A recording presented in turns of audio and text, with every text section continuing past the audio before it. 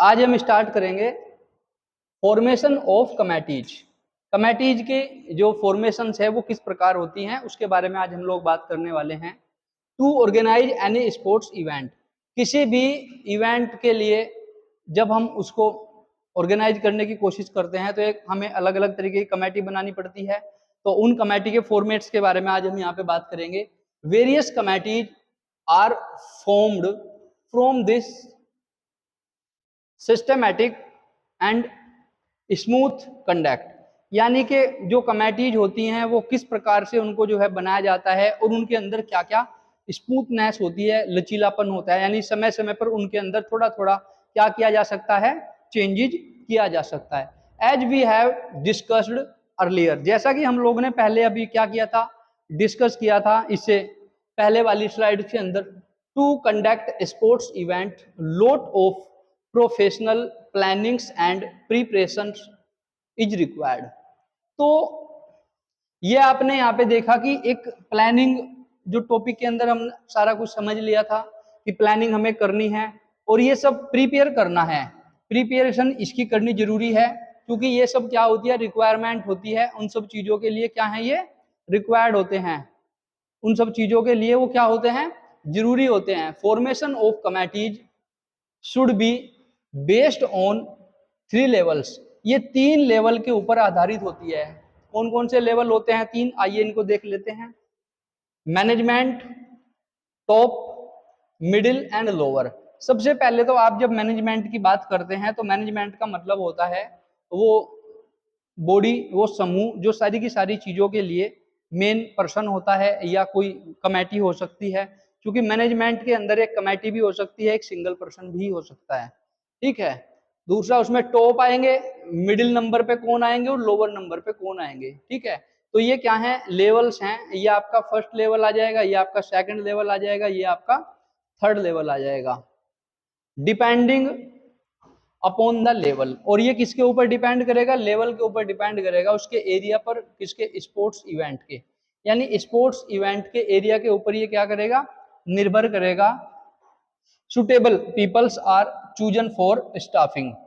Staffing पे हमने बात की थी, तो इसके लिए कैसे लोगों को हमें चुनना है, वे लोग जो उस पर्टिकुलर इवेंट के लिए सुटेबल हैं, यानी जो स्टाफ होगा वो सुटेबल पर्सन्स का होना चाहिए, योग्य व्यक्तियों का स्टाफ होना चाहिए, जो एक्सपीरियंस वाले लोग हों और जिन्होंने पहले इस तरीके के इवेंट्स को पार्टिसिपेट किया है, उनमें भाग लिया है, उनको उन्होंने प्रॉपर तरीके से अच्छे से बढ़ाया है। वेरियस कमेटीज, उसके अलावा कुछ और अलग तरीके की कमेटीज होती हैं।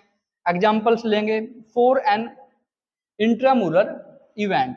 अब हम इंट्रामुलर इवेंट के बारे में अगर बात करते हैं कि अगर ये इंट्रामुलर जो है इवेंट हम करा रहे हैं किसी एक ही स्कूल के अंदर, अगर हमारी ये टूर्नामेंट होने वाली है, तो यहाँ पर क्या करेंगे, members of the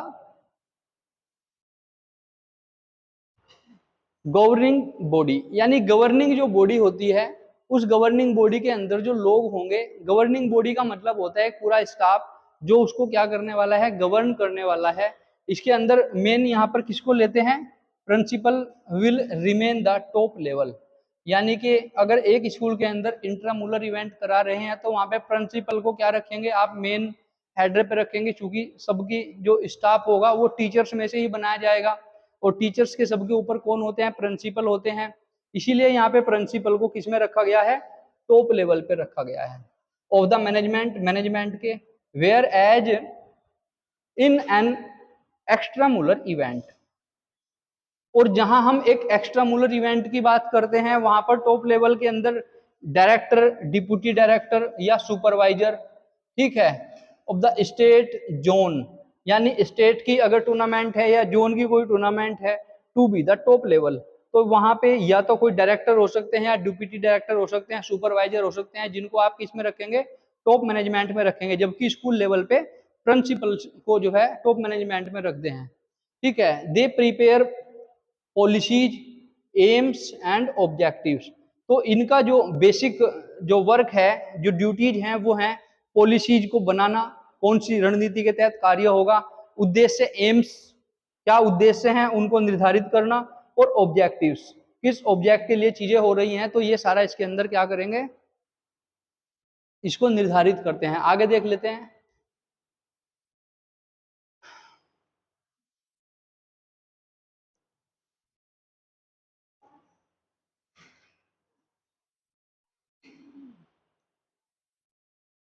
education teachers,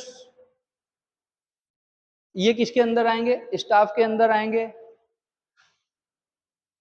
executive policies and achieve AIIMS and objectives, the lower levels of management consist of teachers, यानी एम और उद्देश्यों को पूरा करने के लिए जो टीचर्स की एक टीम होती है वो क्या करती है? उन सब के लिए जिम्मेदार होती है। एडमिनिस्ट्रेटर्स, फाइनेंस ऑफिसर्स, इसके अंदर और क्या क्या आपको बनाने होते हैं? फाइनेंस ऑफिसर चाहिए, कितना खर्च होने वाला है, कहाँ खर्च होने वाला है, इतना पैसा उस काम के लिए दे दो। तो एक पर्टिकुलर व्यक्ति की देखरेख में ये सारा फाइनेंस का भी होना चाहिए। एडमिनिस्ट्रेशन का जो है डिपार्टमेंट संभालने वाले के लिए भी एक व्यक्ति आपको चाहिए। They implement the orders and directive of the top level. तो इनको भी किस में रखा जाता है? एक टॉप लेवल में ही रखा जाता है, क्योंकि सारा हिसाब किताब लेखा जोखा रखने का कार्यभार इन लोगों के पास में होता है। आगे देखते हैं।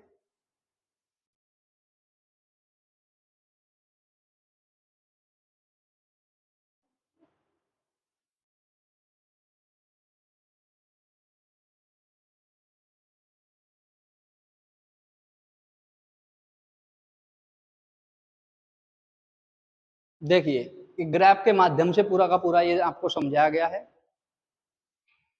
हायरार्की को पूरा दिखाया गया है कि किस प्रकार से कौन कहां किस लेवल पे बैठेगा। Organizing committee to conduct intra